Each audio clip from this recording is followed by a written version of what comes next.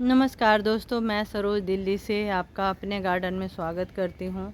तो दोस्तों, आज का जो वीडियो रहेगा कुछ कटिंग और कटिंग के बाद जो हमारा वेस्ट निकलता है उसको हम कैसे मैनेज करते हैं। और जो भी आप इतना बड़ा जो गार्डन देख रहे हैं, अभी सारा कटिंग का काम चल रहा है, तो ये सब उन्हीं से बना हुआ है। तो कहते हैं ना, जो तेरा है तुम्ही को अर्पण, यही वाली नीति से मैं चलती हूँ और ऑर्गेनिक गार्डनिंग पिछले 5 सालों से कर रही हूँ। और जो भी सब्जियाँ वगैरह जो मिल रहे हैं तो वो आप लोग के साथ शेयर करती ही हूँ। तो इसी तरीके से मैं किचन वेस्ट, गार्डन वेस्ट सब मिलाकर अपने इस गार्डन को तैयार की हूँ। मुझे मिट्टी की कभी कमी नहीं होती है। बहुत सारे जो थैले हैं उसमें मिट्टी रखे हुए हैं, तो आपको भी कमी नहीं होगी। अगर आप इस विधि से मिट्टी करेंगे तो आपको पड़ोसियों को भी देना पड़ेगा। तो आगे देखिए मैं कैसे कटिंग करती हूँ और कटिंग के बाद उस सबको कैसे मैनेज करती हूँ। तो नहीं चाहते हुए भी कटिंग करना पड़ता है।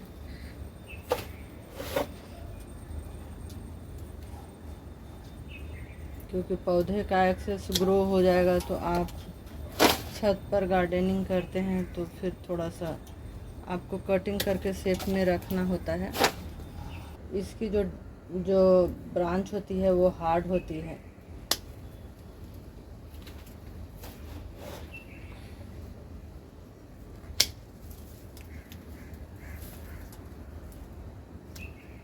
देखिए कितने इसमें सीड आए हैं और इस सीड से नए पौधे भी बन जाएंगे। अभी बिल्कुल मॉर्निंग का टाइम है जब मैं ये काम कर रही हूँ। देखिए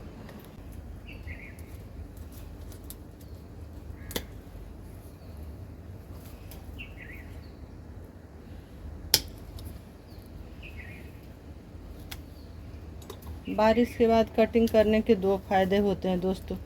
एक तो आपका पेड़ साफ़ हो जाता है, कहीं कुछ फंगस वगैरह अगर बारिश के कारण लग गया हो तो वो भी सही रहता है। अब लगता है लगभग बारिश नहीं ही होगी।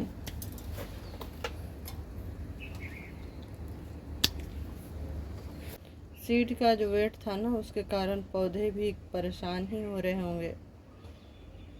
इतना वेट लग रहा है जब मैं हाथ में इसको रखी हूँ ना। के पौधे हैं, हालांकि थोड़ा पहले कटिंग करना चाहिए था, मैं लेट हूँ।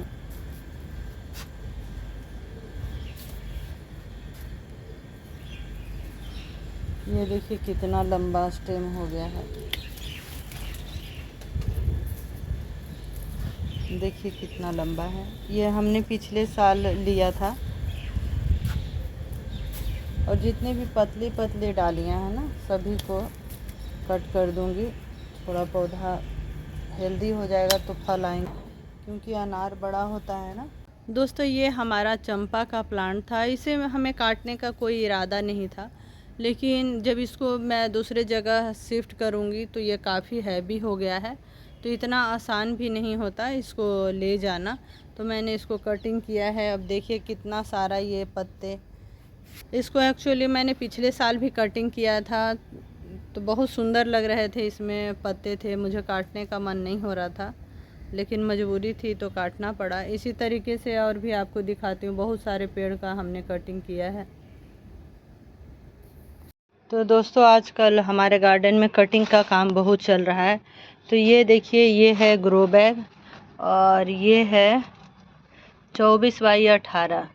अब ये देख सकते हैं कितना लंबा चौड़ा ये ग्रो बैग है। तो अगर आप इसमें मिट्टी डालेंगे तो फिर तो बहुत मुश्किल होगा। तो जब आप गार्डनिंग करते हैं तो आपके पास बहुत सारे पत्ते हो जाते हैं अलग अलग टाइप का। आजकल मैं कटिंग कर रही हूँ, तो देखिए सारे जो पौधे हैं, नींबू के हैं, कुछ मोगरा के हैं, कुछ अनार के हैं, ऐसे ही अलग अलग पौधे।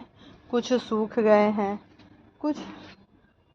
आजकल मेरा गार्डन बहुत बिखरा हुआ है दोस्तों। देखिए इसमें पपीते का है, अंगूर का है, मौसमी का है। जो हमने अभी कटिंग किया है वो सारे पत्ते हैं। तो इस तरह से कुछ सूखे कुछ हरे पत्ते हो जाएंगे। और जितने तरह के पौधे पत्ते होते हैं उतना आपके लिए अच्छा होता है। एलोवेरा का भी मैंने हटाया है तो वो भी हो जाएगा। हल्दी के पत्ते हैं। तो इस तरह से different types of leaf biodiversity रहता है आपके मिट्टी में भी। और जब आप करते हैं इस तरह से गार्डनिंग तो आप लाइट वेट भर भी सकते हैं। मैंने पहले भी वीडियो डाला है वाटर टैंक वगैरह भरते हुए। और इसी तरह मैं इसको सारे पत्तों से जितने भी आप किचन वेस्ट भी डाल सकते हैं। आजकल चूहों का बहुत आतंक हो गया है, इसीलिए मैं नहीं डालूंगी, वो ग्रो बैग भी काट देंगे साथ साथ में। जो बारिश के मौसम में कीड़े चूहे सब गार्डन को परेशान करने लगते हैं। तो मैं जो भी देख रहे हैं सारे पत्ते इसमें डाल देती हूँ।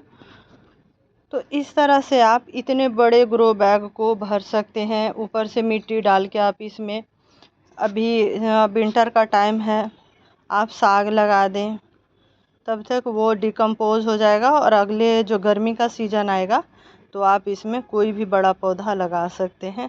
तो इस तरह से कटिंग के बाद आपका कोई भी वेस्ट नहीं रहेगा।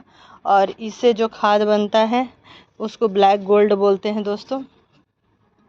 तो किचन वेस्ट गार्डन वेस्ट सब यूज हो जाता है। इसके ऊपर से आप मिट्टी डाल दें, उसके ऊपर से किचन वेस्ट डाल दें और मिट्टी का ऐसे लेयर आप चढ़ा देंगे तो आपका पूरा ग्रो बैग भर जाएगा। इस तरह से एक लेयर हमने मिट्टी का थोड़ा थोड़ा ही डाल दिया। तो दोस्तों देखिए ये हरा हो गया। ये कुछ समय पहले का था तो इसको भी मैं इसमें डाल दी। देखिए धीरे धीरे ये डिकम्पोज हो रहा है। ये पहले जो तोड़ी उड़ी के पत्ते हमने हटाए थे तो वो डाल दिए। इसी तरह हमने मोरपंखी का जो कटिंग किया था, बैगन जितने भी हैं, अब आप सोचिए कि इसमें कितने सारे पत्ते चले गए अलग अलग तरह के। तो यही है, इसी को कहते हैं बायोडाइवर्सिटी। और यही होना चाहिए। आप जब गार्डनिंग करेंगे तो आपको बाहर से भी पत्ते लाने की ज़रूरत नहीं होगी। आप सुखाकर भी डाल सकते हैं और कुछ ग्रीन भी डाल सकते हैं। दोस्तों ये बायो एंजाइम का वेस्ट बचा हुआ है तो इसको भी आप डाल सकते हैं। इसमें खट्टी छाछ डाल सकते हैं। तो इस तरह से दोस्तों अब ये एलोवेरा का हमने किया था तो ये सब भी इसी में डल जाएगा। तो इसी को कहते हैं दोस्तों कि जो तेरा है तुम ही को अर्पण। यही सब मिट्टी बनेगा और इसी से फिर ये सब बनेंगे।